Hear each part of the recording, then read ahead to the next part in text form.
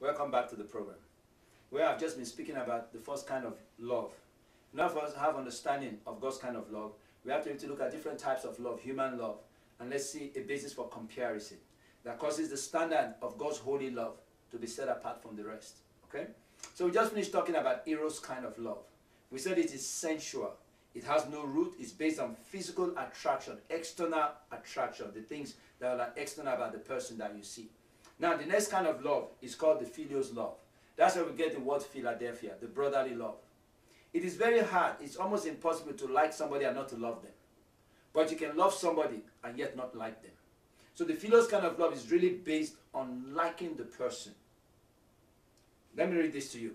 In contrast to the desiring and passionate yearning of Eros love, erotic kind of love, Philos love entails a fondness and appreciation of the other person. There's a fondness, there's an appreciation of the other person. It does not have to be sensual, but there's a likeness because there's a common thing that draws them together. Okay? Philos love entails a fondness and appreciation of the other. Likeness for the person is a necessary trait and requirement. Hear that? In a Philos kind of love, likeness for the person is a necessary trait or requirement. Now let me read for you in Proverbs chapter 8 verse 24. Because Philos love really involves friendship. And for there to be friendship, there had to be likeness. We see that even the Bible tells us in Proverbs 18 verse 24, in the B section of it. So, but there is a friend, this from the NIV. So, but there is a friend who sticks closer than a brother. A friend who will stay with you both in the good, the bad, and the ugly. They are there. A friend that you have a common thing together that binds you all together. It is the objective in its approach. Most friendships are built on filial kind of love. It's not erotica, but it's filial. Even for those who are going to get married, who eventually get married, it's always good when you hear couples say, we were first friends before we chose to get married and become lovers. Because friendship means that you like being around the person. Because you can love somebody and not like being around them. But want somebody that we like, and when we like them, the love will not be necessarily erotical love, but to be a genuine kind of love because you are fond of the person already. Philos love is that something that you see in another person that draws you to be their friend. There's something that they have that you also have that causes you to be drawn to them. Okay? This love type is found in marriage relationships. It's found in true best friends. Do we know the story of David and Jonathan? David and Jonathan, their friendship was so close that even they made a pact within each other that whatever happens to either of them, they will make sure that their family, their children, their offsprings are taken care of.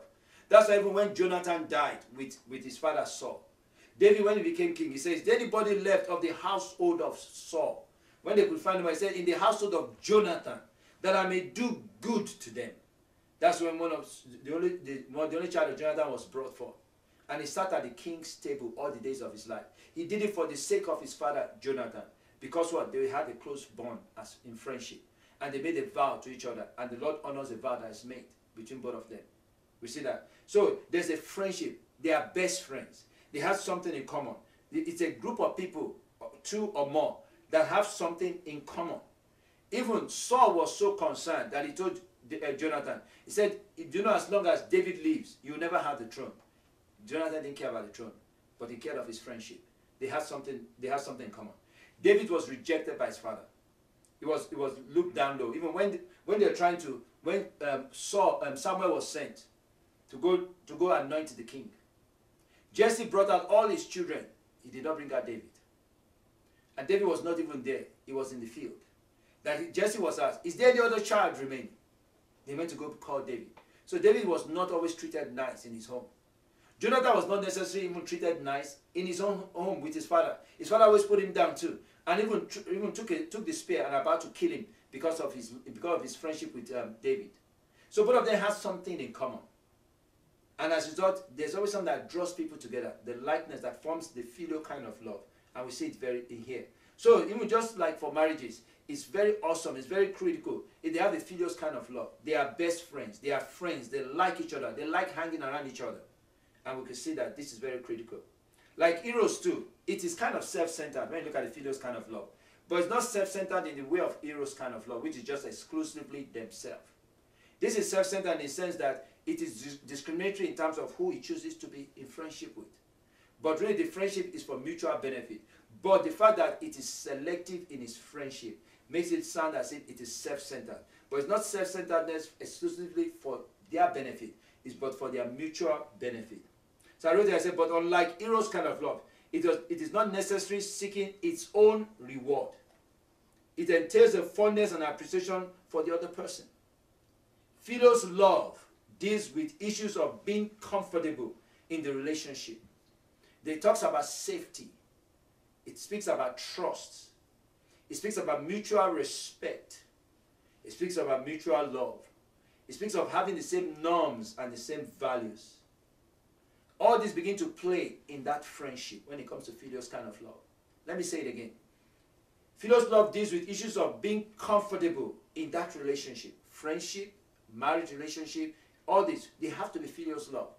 Because it deals with being comfortable, feeling a sense of safety in the relationship. There's trust in it.